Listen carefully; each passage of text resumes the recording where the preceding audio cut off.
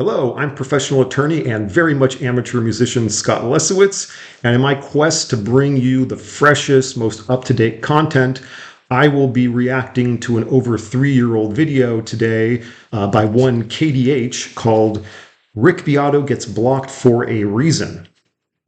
Now, as I discuss, I largely disagree with what KDH has to say, although I do give him credit that he comes off quite reasonable and is quite measured in how he speaks. But this is the internet. So KDH, I'm calling you out. You better be ready to fight me.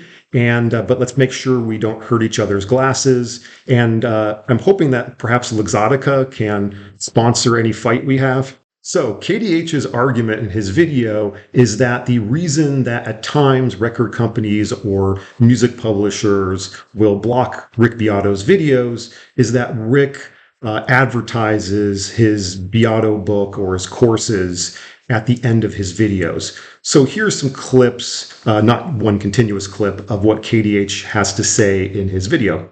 Once you promote a product for profit, that video stops being solely educational and starts being an ad. The labels are claiming all the ad revenue of his videos, which I personally think is a bit unfair. It's probably not a lot of money to music publishers, especially for the use of some of their biggest works, which can generate hundreds of thousands, if not millions, in revenue from advertising.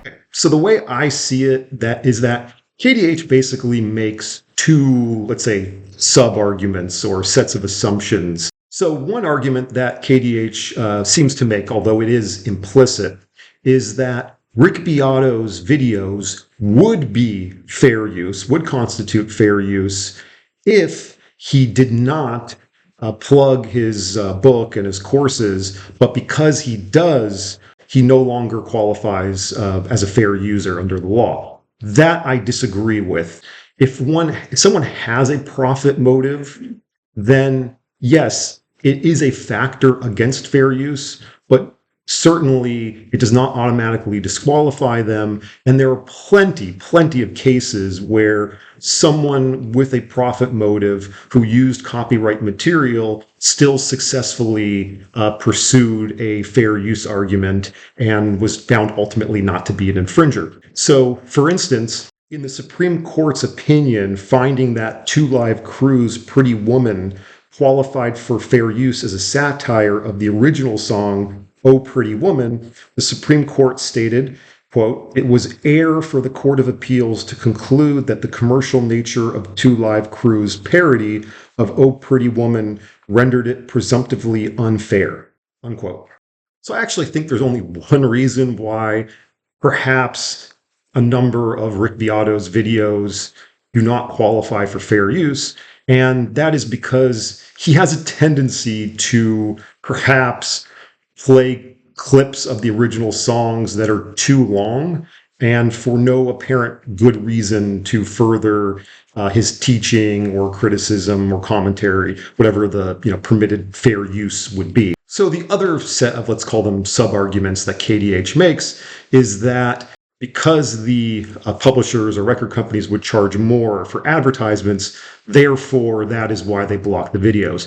So while I can't, definitively disprove, this logical connection that KDH is making, I am skeptical of it. So for one thing, the big three record companies and their publishing arms have licensing deals with YouTube. So apparently these large, sophisticated players, are not sufficiently concerned about the harm to the potential advertising revenue. Because even people like Rick Beato, it's only a relatively small proportion of their videos that get blocked. And so, the people who are blocking seem to be, somewhat outliers, and probably they have pretty idiosyncratic reasons why they're choosing to block, the videos.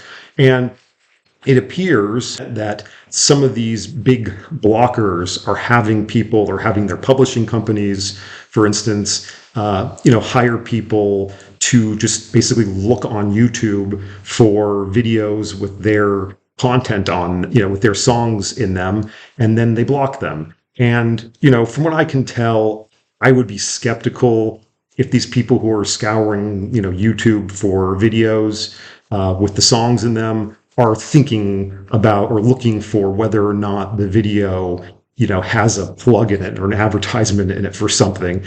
Okay, so with that, hopefully if you've got this far, please like and subscribe. I do have to say, if I get to 10,000 subscribers, I am going to put some money into my backdrop here. You can get some better microphones, better setup.